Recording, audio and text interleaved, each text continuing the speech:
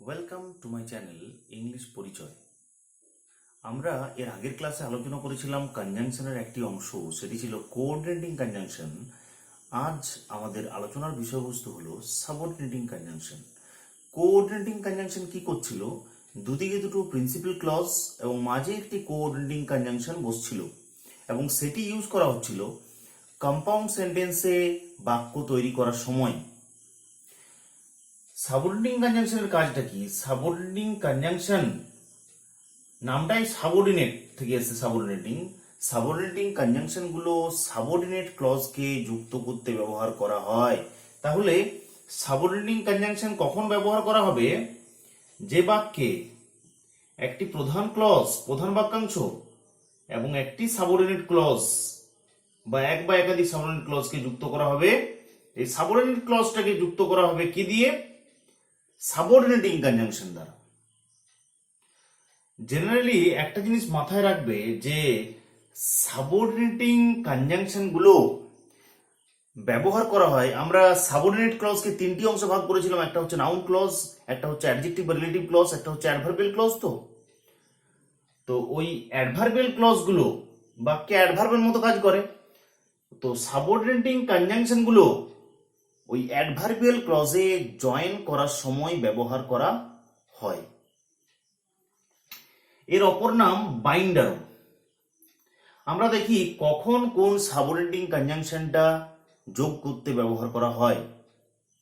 প্রথমে দেখে নি টাইম। টাইম মানে সময় বোঝাচ্ছে। সময় বোঝালে যে সমস্ত সাবঅর্ডিনেটিং কনজাংশন গুলো ইউজ করা হয় সেগুলো হচ্ছে when,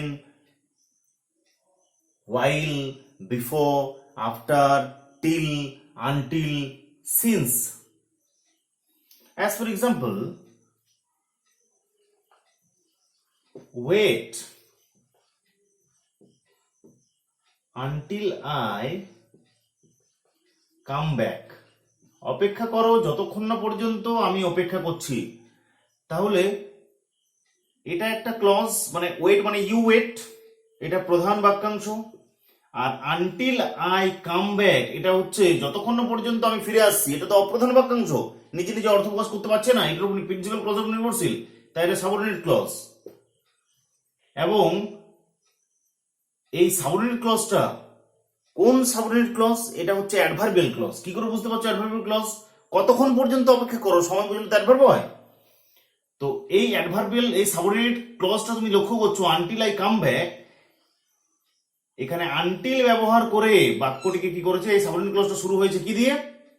আনটিল দিয়ে, কারণ এখানে সময় বোঝাচ্ছে। নেক্সট আমরা চলে আসি কন্ডিশন। কন্ডিশন কথার অর্থ হচ্ছে শর্ত। যদি শর্ত বোঝায় তাহলেও আমরা কি ব্যবহার করতে পারবো? সাবঅর্ডিনেটিং কনজাংশন গুলো যেগুলো ব্যবহার করতে পারবো সেগুলো হলো ইফ, আনলেস, আনলেস মানে যদি না, ইফ প্লাস নটস মানে আনলেস, ইন কেস, বলো না তুমি ইন কেস আমি যদি না আসি তাহলে তুমি আমার জন্য কিন্তু অপেক্ষা করবে।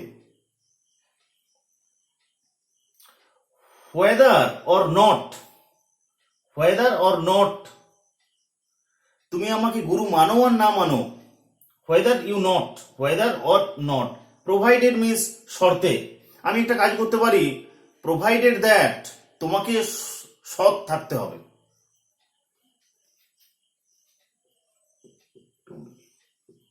if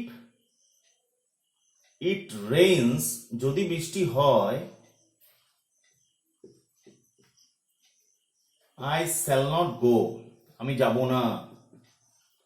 তাহলে লক্ষ্য করো এখানে যদি বৃষ্টি হয় এটা তো সাবঅর্ডিনেট ক্লজ, অর্থ প্রকাশ করতে পারছে না, অপ্রধান বাক্যাংশ। আর I shall not go এটা হচ্ছে প্রধান বাক্যাংশ। এটা দেখি সাবঅর্ডিনেট ক্লজটা, এই সাবঅর্ডিনেট ক্লজটা আমি কোন শর্তে যাব না?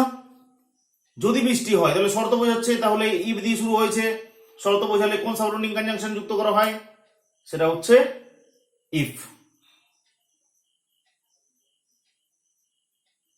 নেক্সট চলে আসি আমরা কজ বা কারণে বা রিজন। রিজন বা কজ বোঝালে যে সাবঅর্ডিনেটিং কনজাংশন ইউজ করা হয় সেগুলো হচ্ছে অ্যাজ কিংবা সিন্স কিংবা বিকজ। অ্যাজ কিংবা সিন্স এর নিয়মটা হলো এইটাই যে অ্যাজ প্লাস অ্যাজ অথবা সিন্স বসে, সিন্স প্লাস কারণ plus fall.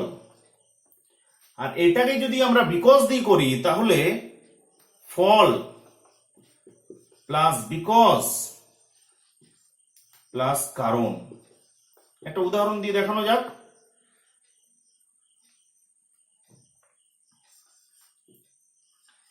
As he was ইল, যদি যেহেতু সে অসুস্থ ছিল, বা since he was ill he was absent, সে অনুপস্থিত ছিল।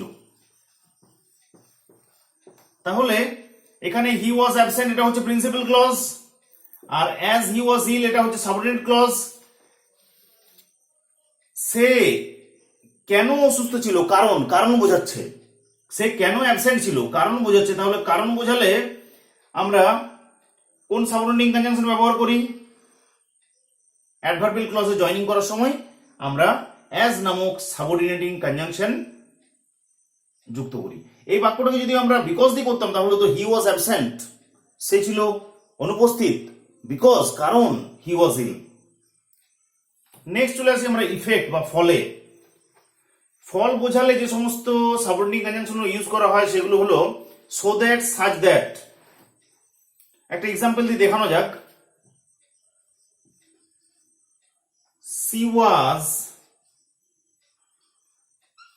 She was so small that she could not touch it. সে এটাকে স্পর্শ করতে পারেনি। সে এতই ছোট ছিল যে সে এটাকে স্পর্শ করতে পারেনি। তাহলে দুটো বাক্য ছিল, সে ছিল স্মল জয়েনিং করার আগে, স্প্লিটিং করার সময় সি ওয়াজ স্মল, আর একটা ছিল C could not touch it. এই দুটোকে যখন আমরা কমপ্লেক্স সেন্টেন্সে জয়েনিং করব, কমপ্লেক্স সেন্টেন্স মানে জটিল বাক্যে, জটিল বাক্যে তো জয়েনিং করার সময় সাবঅর্ডিনেটিং কনজাংশন ব্যবহার করা হয়। জটিল বাক্যকে জয়েনিং করার সময় তিন ধরনের আমরা ক্লজ ইউজ করে থাকি। একটা হচ্ছে নাউন ক্লজ, একটা হচ্ছে অ্যাডজেক্টিভ বা রিলেটিভ ক্লজ, একটা হচ্ছে অ্যাডভার্বিয়াল ক্লজ। তো আমি বললাম যে সাবঅর্ডিনেটিং কনজাংশনগুলো ব্যবহার করা হয় অ্যাডভার্বিয়াল ক্লজে যোগ করার জন্য। সো সি ওয়াজ স্মল, আর একটা ছিল C could not touch it. এটাকে সে এতই ছিল যে, ছোট ছিল যে সে পারেনি, যে এতই ছিল যে, এরকম বোঝালে সো দ্যাট ব্যবহার করা হয়। মানে ফল, সে ছোট ছিল, তার ফলস্বরূপ সে সেটা টাচ করতে পারেনি। আমি আরেকটা বলতে পারি, সে এতই বোকা, হি ওয়াজ সাচ আ ফুল, যে সে বোকা বনেছিল অন্যের দ্বারা, এটা বলা যেতে পারে সাচ দ্যাট দিয়ে। নেক্সট চলে আসি পারপাস। উদ্দেশ্য বোঝালে যে সাবঅর্ডিনেটিং কনজাংশনগুলো ব্যবহার করা সেগুলো হচ্ছে যে that, so that, in order that, lest. এই দ্যাট মানে সেই নাউন ক্লজে জয়েনিং করার সময় দ্যাট নয়, যে নয়। এই দ্যাট মানে উদ্দেশ্য বোঝাবে। একটা এক্সাম্পল দিয়ে দেখানো যাক। উই ওয়ার্ক, আমরা কাজ করি, that we may earn money. আমরা কাজ করি যাতে করে, কোন উদ্দেশ্যে কাজ করি, উদ্দেশ্য বোঝাচ্ছে। উদ্দেশ্য বোঝালে, পারপাস বোঝালে কোন সাবঅর্ডিনেটিং কনজাংশন? দ্যাট কিংবা সো দ্যাট কিংবা ইন অর্ডার দ্যাট, যে কোনো একটা ব্যবহার করতে পারতাম। তাহলে এটা হচ্ছে সাবঅর্ডিনেট ক্লজ। এই সাবঅর্ডিনেট ক্লজটা কি দিয়ে শুরু হয়েছে? এখানে উদ্দেশ্য বোঝাচ্ছে বলে এখানে দ্যাট। আমরা কাজ করি কোন উদ্দেশ্যে? যাতে করে আমরা রোজগার করতে পারি। একটা জিনিস খেয়াল করবে এখানে, so that, in order that, এগুলো যখনই ব্যবহার করা হবে তখনই সেন্টেন্স স্ট্রাকচারটা কিরকম হবে জানো? এই সাবঅর্ডিনেট ক্লজটা শুরু হবে সো দ্যাট কিংবা ইন অর্ডার দ্যাট দিয়ে, মানে যাতে করে। এখানে কিন্তু সাবজেক্ট হবে, সাবজেক্টের পরে কিন্তু মে কিংবা মাইট হবে। ভালো করে মনে রাখবে, মে কিংবা মাইট হবে, এবং এটার পরে মূল ভার্বের প্রেজেন্ট ফর্ম হবে। তো কখনো কখনো শ্যাল কিংবা শুড ব্যবহার করা হয়, কিন্তু কখনোই ক্যান, কুড এবং উইল, উড ব্যবহার করা হয় না। এটা মনে রাখতে হবে। নেক্সট আমরা চলে আসি কম্প্যারিজন। তুলনা বোঝাতে কোন সাবঅর্ডিনেটিং কনজাংশনগুলো ব্যবহার করা হয়? As, so as, then. একটা উদাহরণ দিয়ে দেখানো যাক।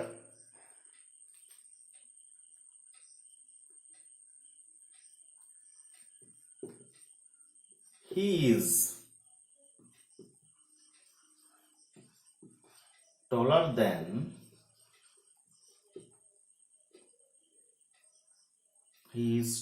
than রাম, সে রামের থেকেও লম্বা। তাহলে এখানে দুটো বাক্য ছিল, সরি দ্যাট নয়, দেন, টলার দেন রাম। একটা বাক্য ছিল সে রাম লম্বা, আর একটা বাক্য ছিল যে সে রামের থেকে লম্বা, সে ছিল টলার, মানে টলের তোমার কম্পারেটিভ ডিগ্রি হচ্ছে টলার, মানে তার থেকেও লম্বা। তো সেই বাক্যটাকে এই যে তুলনা বোঝাচ্ছে, কম্প্যারিজন বোঝাচ্ছে, আমরা কোন সাবঅর্ডিনেটিং কনজাংশন ব্যবহার করব? এখানে ব্যবহার করব কম্প্যারিজনই ব্যবহার করি আমরা, দেন। নেক্সট আমরা চলে আসি ম্যানার। ম্যানার মানে পদ্ধতি, পদ্ধতি যদি বোঝায় ম্যানার, তখন অ্যাজ, সো, অ্যাজ ইফ বা অ্যাজ দো ব্যবহার করা হয়। যে সে হেঁটে চলেছে যেন সে রাজা বাদশাহ, ওই যে যেন মানে অ্যাজ ইফ বা অ্যাজ দো। অ্যাজ সো একটা এক্সাম্পল দিয়ে দেখানো যাক, একটা কমন কথা, as you sow so you reap. যেহেতু তুমি বপন করেছো তোমাকেই কাটতে হবে, মানে যেমন কর্ম ঠিক তেমনটি ফল। যেমন কর্ম, যেভাবে তুমি কর্ম করেছো, যেভাবে, কিভাবে বোঝাতে, হাউ বোঝাতে ম্যানার বসে, হাউ দিয়ে প্রশ্ন করলে উত্তর পাওয়া যায়। তো এখানে কিভাবে বোঝাচ্ছে, ওই জন্য অ্যাজ সো ব্যবহার করা হচ্ছে। যেভাবে তুমি বপন করেছো সেভাবে তুমি কাটো, যেহেতু তুমি বপন করেছো সেহেতু তুমি কাটো। নেক্সট চলে আসি কন্ট্রাস্ট বা কনসেশন। কন্ট্রাস্ট বা কনসেশন বৈপরীত্য বোঝাবে। বৈপরীত্য বোঝাবে মানে এখানে কখন বসবে এগুলো, বিপরীত ধর্মী জিনিস থাকবে তখন সাবঅর্ডিনেটিং কনজাংশন কোনগুলো ব্যবহার করা হয়? দো বা অল দো, হাউএভার, হুইএভার, হোয়াটএভার, এগুলো ব্যবহার করা হয়। সাবঅর্ডিনেটিং কনজাংশন এই কন্ট্রাস্ট বা কনসেশন কখন ইউজ করা হয়? যখন একটা জিনিস আশা করা যাচ্ছিল কিন্তু সেই জিনিসটা না হবে, তখন ব্যবহার করা হবে এই সাবঅর্ডিনেটিং কনজাংশন গুলো। যেমন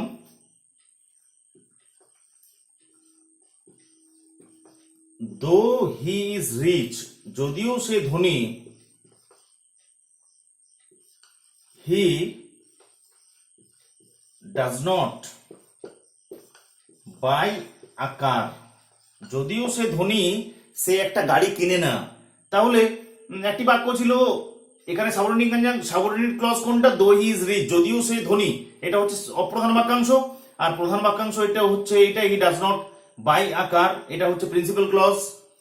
তাহলে এখানে কি আশা করা যাচ্ছিল? যে সে ধনী, কি আশা করা যাচ্ছিল? ধনী মানে সে একটা গাড়ি কিনতে পারবে, কিন্তু সে কিনছে না, মানে বৈপরীত্য বোঝাচ্ছে, কন্ট্রাস্ট বোঝাচ্ছে, কনসেশন বোঝাচ্ছে।